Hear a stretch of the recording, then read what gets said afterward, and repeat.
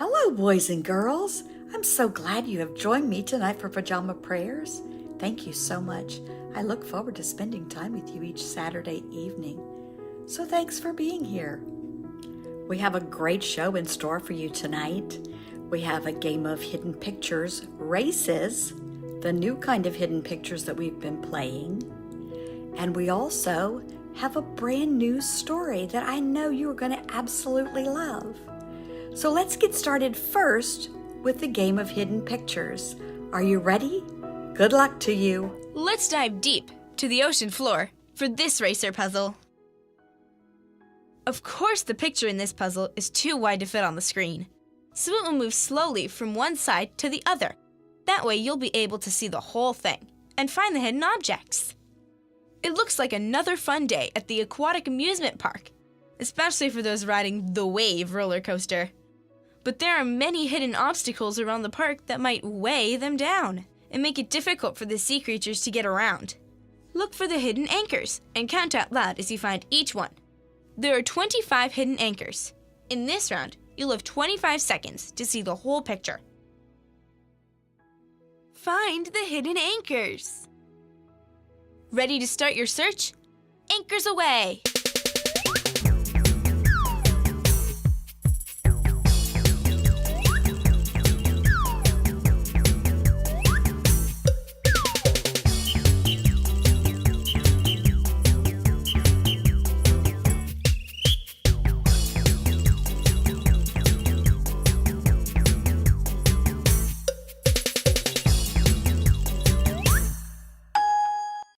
How many anchors did you find?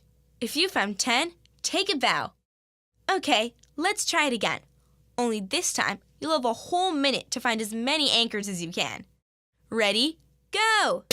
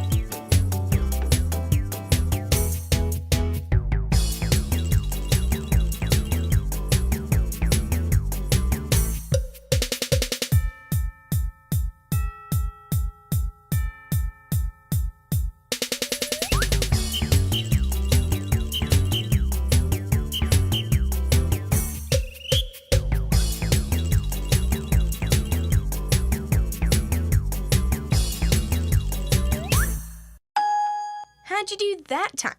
I bet you found a few more. If you found 15, that's solid. And if you found 20 or more, you're a true anchor person. Okay, let's go through the whole picture and see where all 25 of the anchors are hidden.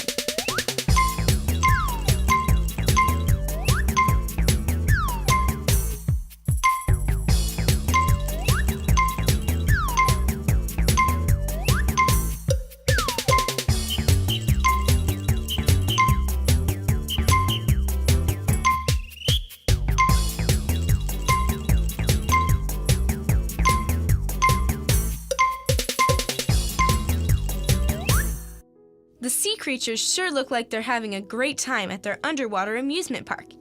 And now that we've pointed out all of the anchors down there, they can lighten up and have some good, safe fun. So was it easy for you to find the anchors? Or did you have a hard time finding them? Some of them, it looked like they were just jumping out at you, saying, "Look, here I am." And then some of them were hidden so deep in the picture, I had a hard time finding them. Anyway, I hope you had a lot of fun playing the game. I enjoyed it. We're going to move on now to our story.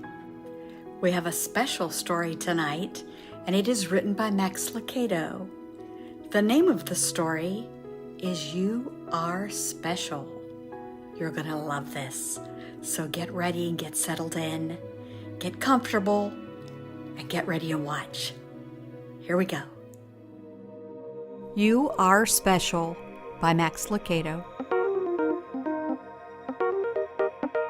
The Weemics were small wooden people. All of the wooden people were carved by a woodworker named Eli. His workshop sat on a hill overlooking their village. Each Weemic was different. Well, some had big noses, others large eyes. Some were tall and others were short. Some wore hats, others wore coats, but all were made by the very same carver, and all lived in the village.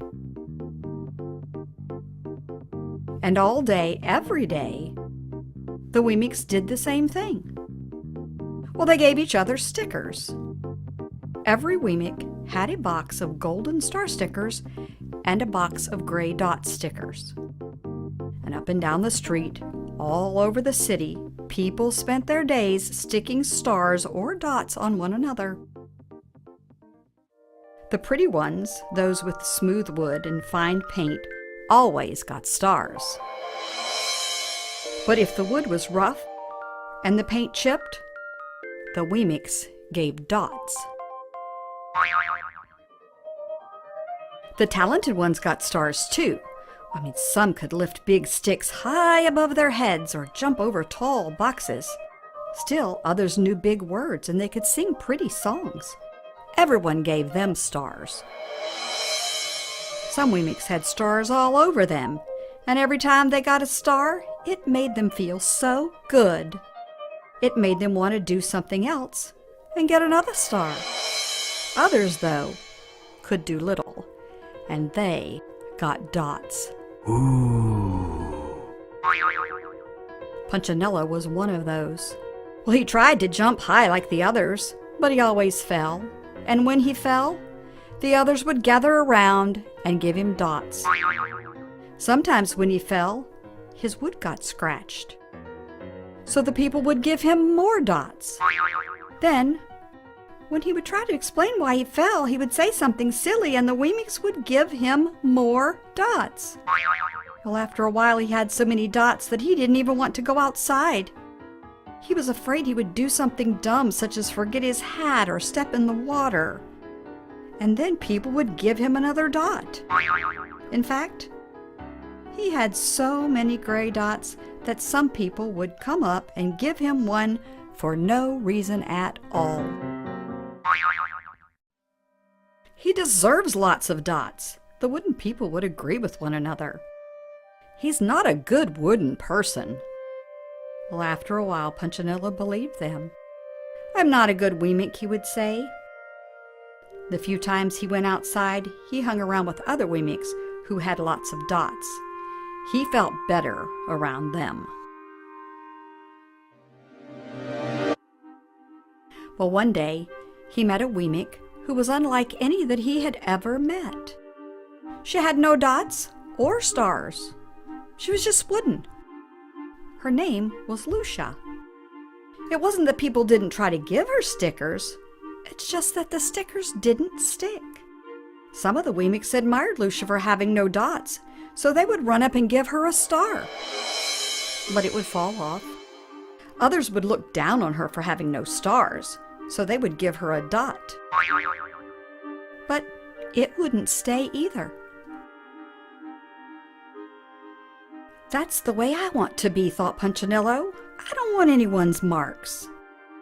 So he asked the stickerless Weemic how she did it. "Oh, it's easy," Lucia replied. "Every day I go see Eli. Eli? Yes, Eli the woodcarver. I sit in the wood shop with him. Why? Why don't you find out for yourself? Go up the hill, he's there. And with that, the Weemick who had no stickers turned and skipped away. But will he want to see me? Punchinello cried out. Lucia didn't hear. So Punchinello went home. He sat near a window and watched the wooden people as they scurried around, giving each other stars and dots. It's just not right, he muttered to himself. And he decided to go see Eli. He walked up the narrow path to the top of the hill and stepped into the big shop. His wooden eyes widened at the size of everything. Well, the stool was as tall as he was. He had to stretch on his tiptoes to see the top of the workbench. A hammer was as long as his arm. Punchinello swallowed hard. I'm not staying here, and he turned to leave. Then he heard his name, Punchinello. The voice was deep and strong. Punchinello stopped. Punchinello, how good to see you! Come and let me have a look at you. Punchinello turned slowly and looked at the large craftsman. You know my name? The little Weemick asked. Well, of course I do. I made you. Eli stooped down and picked him up and set him on the bench. The maker spoke thoughtfully as he looked at the gray dots. Looks like you've been given some bad marks. I didn't mean to, Eli. I tried really hard. Oh, you don't have to defend yourself to me, child. I don't care what other Weemicks think. You don't? No, and you shouldn't either. Who are they to give stars or dots? They're Weemicks just like you. What they think doesn't matter, Punchinello. All that matters is what I think. And I think you are pretty special. Punchinello laughed. Me special? Why? I can't walk fast and I can't jump, and my paint is peeling. Why do I matter to you? Eli looked at Punchinello, put his hands on those small wooden shoulders and spoke very slowly. Because you're mine. That's why you matter to me. Punchinello had never had anyone look at him like this, much less his maker. He didn't know what to say. Every day I've been hoping you'd come, Eli explained. I came because I met someone who had no marks, said Punchinello. I know. She told me about you. Why don't the stickers stay on her? The maker spoke softly. Because she has decided that what I think is more important than what they think. The stickers only stick if you let them. What? The stickers only stick if they matter to you. The more you trust my love, the less you care about their stickers. I'm not sure I understand. Eli smiled. You will, but it will take time. You've got lots of marks. For now, just come to see me every day and let me remind you how much I care. Eli lifted Punchinello off the bench and set him on the ground. Remember, Eli said as the Weemick walked out the door, you are special because I made you, and I don't make mistakes. Punchinello didn't stop, but in his heart he thought, I think he really means it. And when he did, a dot fell to the ground. The end.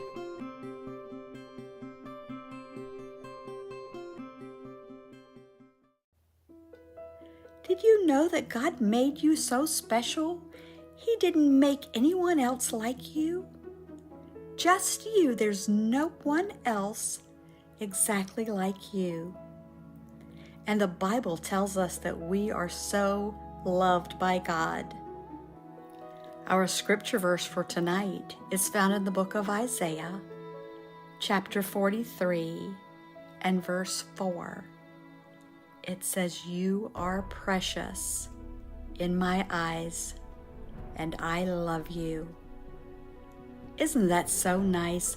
God made us so special, and He loves us so very much. Well, we've reached the end of our show for tonight.